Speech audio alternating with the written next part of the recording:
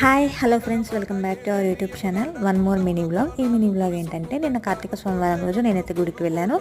So నేను గుడికి వెళ్ళి దర్శనం చేసుకున్నాను కదా, నాతో పాటు మీరు కూడా దర్శనం చేసుకుంటారని చిన్న వీడియో అయితే తీసాను, చూసేయండి.